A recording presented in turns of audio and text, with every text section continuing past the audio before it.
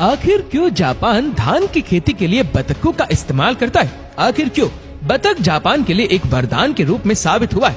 आखिर कैसे जापान बतखों का इस्तेमाल करके अपने पैसे बचा रहा है और करोड़ों रुपए कमा भी रहे? चलिए ये सब जानते हैं आज के इस वीडियो में। दोस्तों, डक फार्मिंग तकनीक का सबसे बड़ा फायदा ये है कि इस तकनीक में सिर्फ पहली बार में खाद की जरूरत पड़ती है। एक बार फसल की कटाई होने के बाद जब किसान अगले साल दोबारा से धान की रोपाई करते हैं तो उस समय उन्हें किसी भी तरह की खाद की जरूरत नहीं पड़ती है। इस तकनीक में धान रोपाई करने से पहले खेत में गोबर की खाद डाली जाती है और फिर धान की रोपाई की जाती है, जिसके बाद छोटे छोटे बतख के बच्चों को लाया जाता है। इन बच्चों को पहले ब्रूडर के अंदर रखा जाता है। यहाँ जिन्हें भी ब्रूडर के बारे में नहीं पता उन्हें बता दे कि वो नवजात चूजे होते हैं। उन्हें शुरुआत में गर्म तापमान की जरूरत होती है। इसके लिए उन्हें कुछ बड़े बल्ब के नीचे लगभग 1 सप्ताह तक रखा जाता है। इस दौरान उन्हें दाना और पानी दोनों खिलाया पिलाया जाता है और फिर जब 1 हफ्ते का समय पूरा हो जाता है तब उन बच्चों को ब्रूडर से बाहर निकाल लिया जाता है। लेकिन ध्यान देने वाली बात यह है कि इस समय इन डकलिंग को खेत में नहीं जाने दिया जाता। दरअसल धान उगने के लगभग 20 से 25 दिनों तक बतखों को खेत में नहीं छोड़ना चाहिए, नहीं तो फसल खराब होने का खतरा रहता है। जापान के किसानों के मुताबिक जब तक धान की जड़ें मिट्टी में पूरी तरह से अपनी पकड़ नहीं बना ले, बतखों को उनसे दूर ही रखना चाहिए। यानी कि लगभग 20 से 25 दिन बाद जब धान की जड़ें मिट्टी में अपनी पकड़ बना ले और डकलिंग भी लगभग 25 दिन के हो जाए तब उन्हें धान के खेतों में छोड़ देना चाहिए। खेत में छोड़े जाने के बाद ये डकलिंग खेतों में मौजूद अननेसेसरी चीजों जैसे कि स्नेल और वीड को खा लेते। इसके साथ ही जब खेतों में इन बतखों को छोड़ा जाता है तो ये जगह जगह बीट करते हैं। खेतों में चारों ओर फैले इनके बीट एक जैविक खाद की तरह काम करते हैं। इससे मिट्टी भी उपजाऊ बनती है।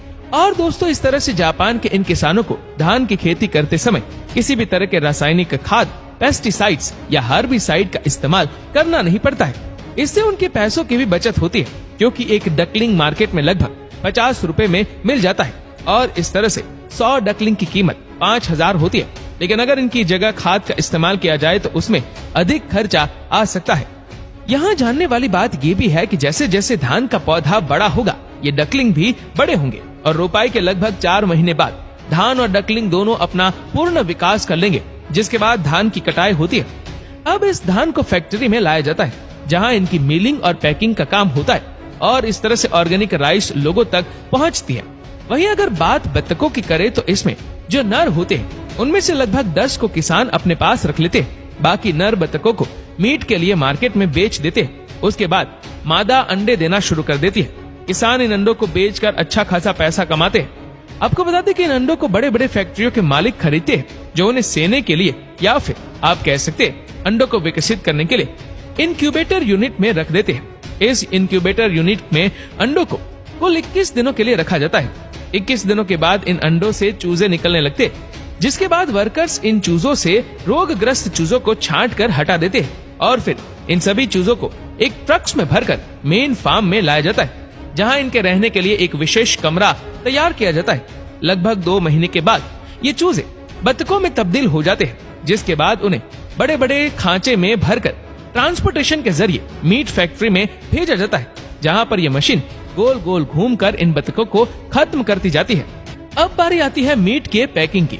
मशीन की सहायता से वर्कर्स द्वारा मीट को पैकेट में भर दिया जाता है और फिर इन सभी पैकेट्स को एक जगह इकट्ठा करके बॉक्स में भर के ट्रांसपोर्टेशन के जरिए मार्केट में भेज दिया जाता है। यानी कि डक फार्मिंग तकनीक की मदद से किसान न सिर्फ धान बेचकर मुनाफा कमाते बल्कि बतखों के अंडे और मीट को बेचकर भी यहाँ वो अच्छा खासा प्रॉफिट बना लेते हैं।